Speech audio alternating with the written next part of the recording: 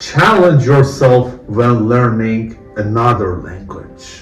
Do you find English learning to be an incredibly slow process? If you're anything like me, you probably get impatient with the process of learning a foreign language sometimes because you long to be better and better. However, the process often seems slow. Some days it can feel like you have lost progress. Well, there is no magic pill that will make you fluent overnight, but there are many ways that you can make the learning process faster without actually spending a lot of time. Hey guys, it's me again. Welcome back to the channel English with Farsha. So, without waste of time, if you're ready, just keep up with me and let's find it out! Challenge yourself when learning another language. So, all of us are looking for the easiest way to learn another language. And although there are shortcuts, there are ways to make it easier, at some point we have to realize that it's not an easy process. Learning a language is difficult and it takes a lot of time. It's important to challenge ourselves because challenging ourselves is going to make it go a little bit faster. And it's also going to make it a little bit more fun process. So, just like if you want to get stronger, you have to lift heavier weights or do more reps. If you want to get better at a language, you also have to find ways to challenge yourself to use heavier weights. Challenging yourself the right amount can increase your fluency. It can help you build your vocabulary and learn grammatical structures through context, which is obviously much better than studying. Believe me, it can help you understand native speakers better, and it can certainly help you achieve fluency in speaking. Alright, so maybe you need some advice on how to get started challenging, on how to get started challenging yourself in English. Maybe you don't have an idea of how you can do this. Change your mentality. So, first you need to change your mindset a little bit. You need to realize that you're not going to understand 100% and that mistakes are okay. That you're going to make a lot of mistakes and that they're actually a good thing.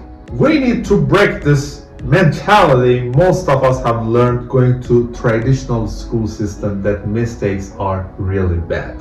You know, on our tests, they mark us with big red marks every time we get a question wrong. But when you're learning a language, it's all about communication. So, making mistakes is the only way to get any better. Because if you don't make mistakes, how can you ever correct them? So, it's okay that you don't understand everything and that you're making mistakes.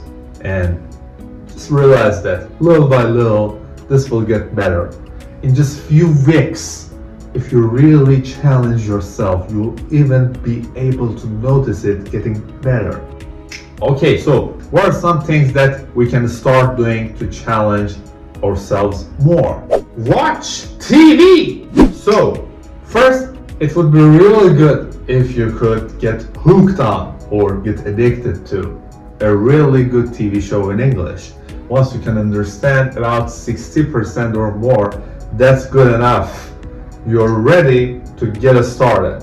So, you can start by using English subtitles if you need to, as a crutch or something to help you make it a little bit easier.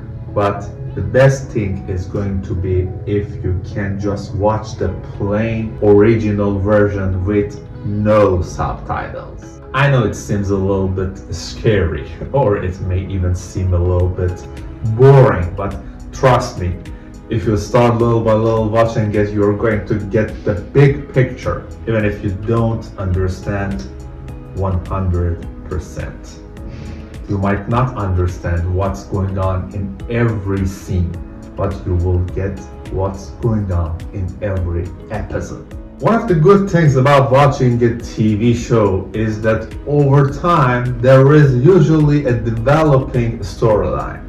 You get to know the characters, and you're watching it. So through the actions, through the body language, it makes it a lot easier to understand it. Right now, I'm learning Catalan, and a few weeks ago, I started watching a Catalan television program called Plats Brots.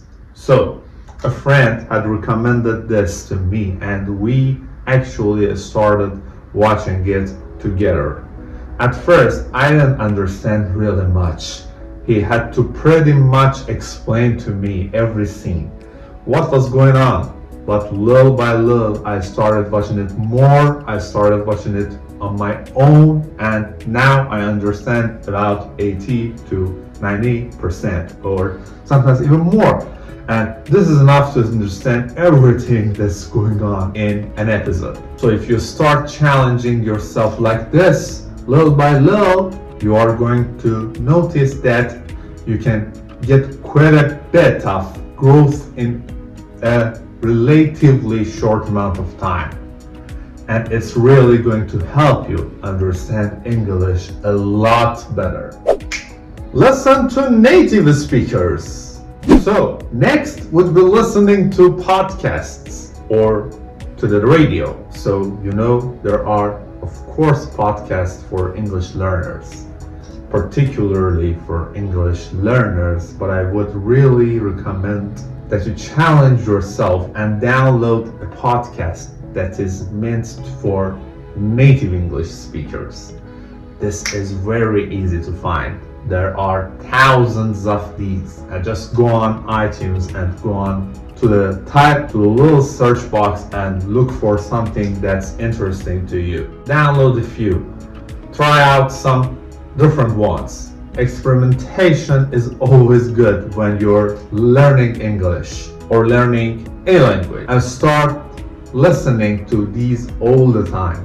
When you're walking around somewhere, when you're on the bus, when you are driving, when you are at the grocery store, whatever. You don't have to understand everything. It's just important that you listen to the language. Little by little, you're going to see yourself getting better, and you're going to get used to the intonation and the rhythm of the language. It can even be a good idea if you feel comfortable doing this. So to listen and to try to repeat what they're saying with the same rhythm, the same intonation in the sentences, because this is going to help you build those sounds that change your accent from sounding very non-natural to sounding natural and even like a native speaker. Read!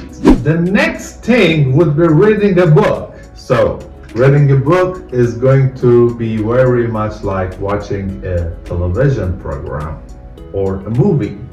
You're not going to understand every sentence, but you're going to understand every paragraph or every chapter.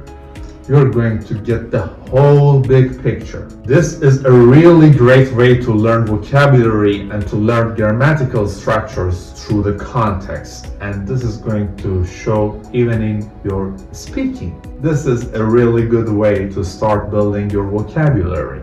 You can just go through with a pencil. And I don't recommend reading with a dictionary because it makes it much longer and a more boring process.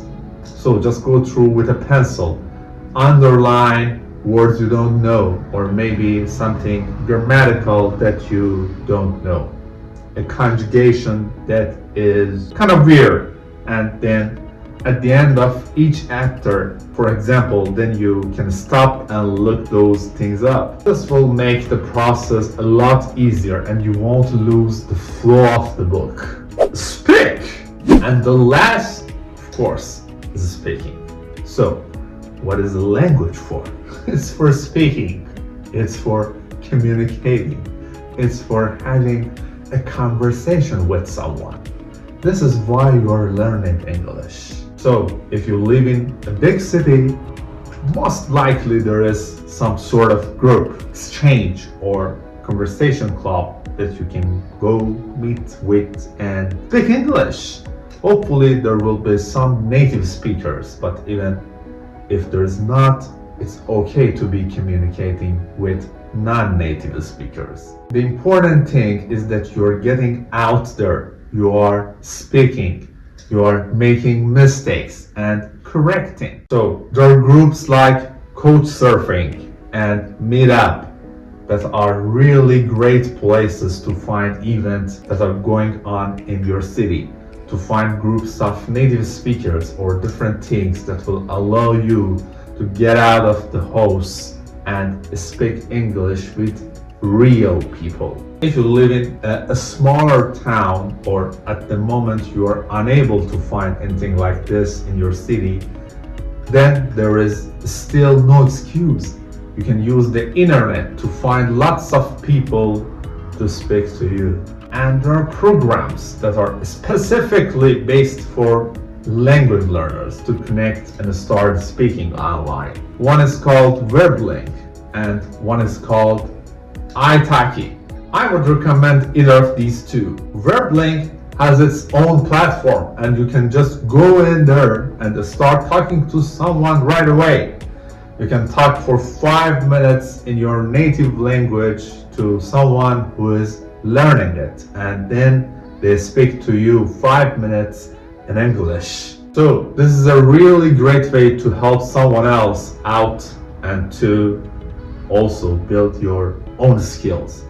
If you don't like the person after the 10 minutes you're speaking, you can click a button and it will connect you with someone else. You can also get on italki and there you can search for different people's profiles and of course create your own and find people to set up a Skype date with. Revolutionize your English learning! Alright guys, so I hope that you will go out there right now and this video and find some way to challenge yourself with your English learning. It's a brand new year. It's time to start really building your English and it's a great opportunity for you to get to the next level of fluency you are trying to achieve. Remember, if you enjoyed this video, subscribe and comment. Let me know if you have any ideas for other sorts of videos you would like to see me make. Alright guys, have a great day! Later!